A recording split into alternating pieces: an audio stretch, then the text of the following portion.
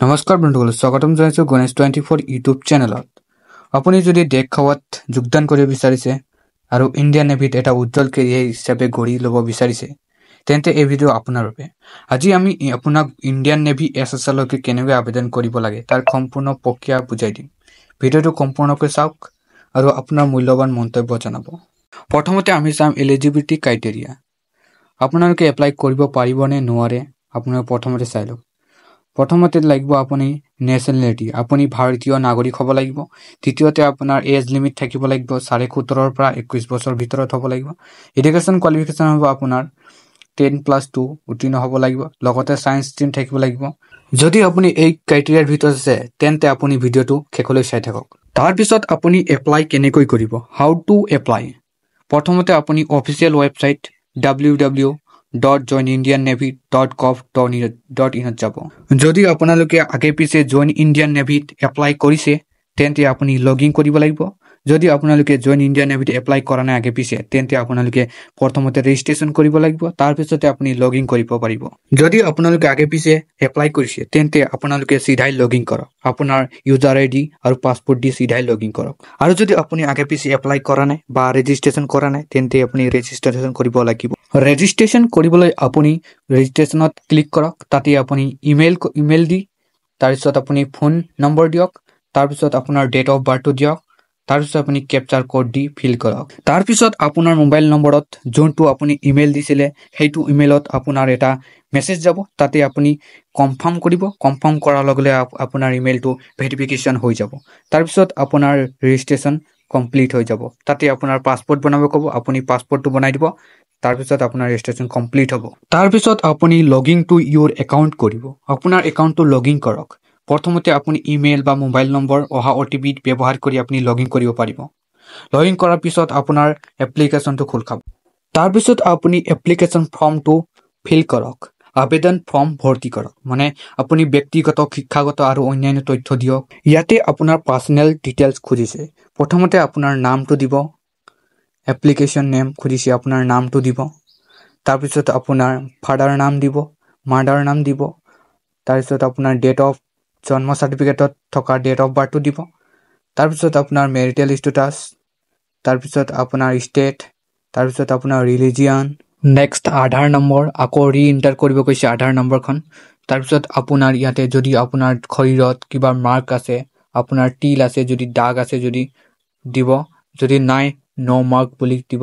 তাৰপিছত আপোনাৰ তলত আছে আপোনাৰ জেণ্ডাৰ, মেৰিটেল ষ্টেটাছ।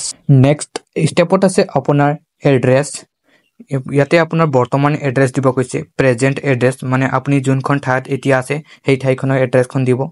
তাৰপিছত আপোনাৰ আছে ভিলেজ, তাৰপিছত আপোনাৰ পিন নম্বৰখন দিব। তলত আছে আপোনাৰ যদি পাৰ্মানেণ্ট এড্ৰেছ আৰু প্ৰেজেণ্ট এড্ৰেছ যদি বেলেগ বেলেগ আছে তেতিয়াহ'লে আপুনি বেলেগ বেলেগকৈ এণ্ট্ৰি কৰিব পাৰিব।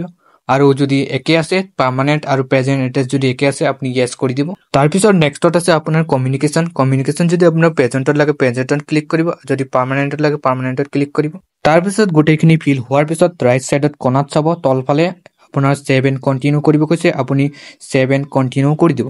তাৰপিছত বন্ধুসকল নেক্সট অপশ্যন আছে আপোনাৰ কেটেগৰী। ইয়াতে আপোনাৰ ST, OBC, ST, EWS আপোনাৰ যোনটো হয় এইখন চিলেক্ট কৰি ল'ব। মোৰ এতিয়া OBC আছে, OBCখন চিলেক্ট কৰিছোঁ। OBC চিলেক্ট কৰা এনেকুৱা ফৰ্ম আহিছে, তাতে আপোনাৰ কমিউনিটিটো দিব লাগিব, আপোনাৰ কোনটো কমিউনিটি হয়। তাৰপিছত আপোনাৰ অথৰিটি, কোনে চাৰ্টিফিকেটখন বনাইছিল। তাৰপিছত আপোনাৰ ইয়াতে চাৰ্টিফিকেট নম্বৰখন দিব লাগিব। তাৰপিছত ইয়াতে আপোনাৰ ডেট অফ ইছ্যু আছে। তাৰপিছত আপোনাৰ এতিয়া কোনটো ষ্টেটৰ পৰা বনোৱা হৈছিল সেই ষ্টেটখন দিব লাগিব। তাৰপিছত আপোনাৰ পিজন উইথ ডিচেবিলিটি, আপোনাৰ যদি ডিচেবিলিটি আছে বা হেণ্ডিকেপ আছে যদি য়েছ কৰিব, আছে যদি য়েছ কৰিব। তাৰপিছত আপোনাৰ disability, percentage number, certificate number গোটেইখিনি ইয়াতে ফিল কৰিব। আছে যদি য়েছ কৰিব, নাই যদি ন' কৰিব। তাৰপিছত আপুনি যদি এক্স ছাৰ্ভিচমেন হয় যদি য়েছ কৰিব। ইয়াতে অপশ্যন আহিছে ছাৰ্ভিচৰ, আপুনি আৰ্মিত আছে যদি আৰ্মিত দিব, নেভি আছে নেভি, এয়াৰফৰ্চ আছে যদি এয়াৰফৰ্চ চিলেক্ট কৰিব। তাৰপিছত আপোনাৰ নেক্সটত আছে আপোনাৰ আই ইউ এক্স ছাৰ্ভিচমেন অগ্নিবীৰ, আপুনি যদি আগতে অগ্নিবীৰত চাকৰি কৰিছে তেন্তেহ'লে য়েছ কৰিব, নাই যদি ন' কৰিব। তাৰপিছত আপুনি যদি চেণ্ট্ৰেল ছাৰ্ভিচত এক্স ছাৰ্ভিচমেন হয় তেতিয়াহ'লে য়েছ কৰিব, নহয় যদি ন' কৰিব।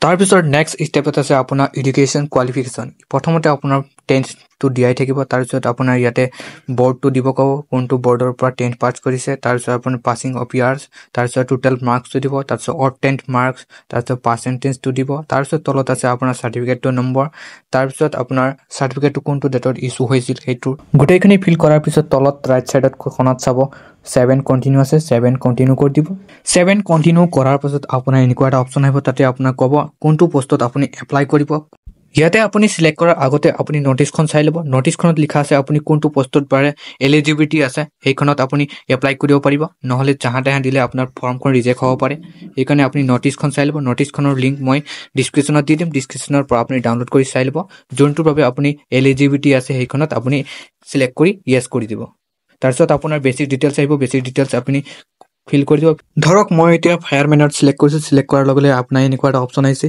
আপোনাৰ ইয়াতে বেসিক ডিটেইলছ আছে ডিটেইলছ গোটেইখিনি ফিল কৰি দিব MTI ৰোল নম্বৰ গোটেইখিনি ইয়াতে ফিল কৰি দিব বন্ধুসকল 7 নেক্সট কৰাৰ পিছত নেক্সট অপচনত আহিব আপোনাৰ ফটোগ্ৰাফ আপলোড প্ৰথমতে আছে আপোনাৰ পাসপোৰ্ট সাইজ ফটোগ্ৰাফ আছে তাৰ পিছত আপোনাৰ সিগনেচাৰ লাগিব পুৰা কালাৰফুল গোটেইখিনি আপুনি কালাৰফুলত দিব তাৰপিছত নেক্সট অপচন আছে আপোনাৰ ডকুমেন্টস আপুনি গোটেইখিনি ডকুমেন্টসখিনি PDF আকাৰত দিব ডকুমেন্টস আপলোডত প্ৰথম আছে ডেট অফ বাৰ্থ আপোনাৰ ডেট অফ বাৰ্থৰ ফটোখন দিব কালাৰফুল তাৰপিছত আধাৰ কাৰ্ড দিব তাৰপিছত আপুনি বৰ্থ সাৰ্টিফিকেটটো দি দিব তাৰপিছত আপুনি কাষ্ট সাৰ্টিফিকেটটো দিব কাষ্ট সাৰ্টিফিকেট দিয়াৰ পিছত তলত আছে ইয়েস এণ্ড নো যিকোনো এটা কৰিব পাৰে যিকোনো এটা অপচন ক্লিক কৰিলে হয় নো কৰিব পাৰে নো ইছ্যু কৰিব পাৰে তাৰপিছত আপুনি 7 নেক্সট কৰি দিব তাৰপিছত নেক্সট ষ্টেপত আহিব আপোনাৰ প্ৰিভিউ অপচনত আপুনি ফৰ্মখন ভালদৰে ফিলআপ কৰিছে নে গোটেইখিনি শুদ্ধ হৈছে নে গোটেইখিনি চাই ল'ব যদি আপুনি ভুল হৈছে আপুনি এডিট অপচন আছে এডিট এপ্লিকেশন বোলা অপচন আছে তাতে আপুনি ক্লিক কৰি এডিট কৰিব পাৰে যদি আপোনাক লাগে গোটেইখিনি শুদ্ধ হৈছে তেতিয়াহলে আপুনি সাবমিট এপ্লিকেশন কৰিব পাৰিব তাৰপিছত আপুনি সাবমিট কৰাৰ পিছত আপোনাৰ ফাইনেল সাবমিট হৈ যাব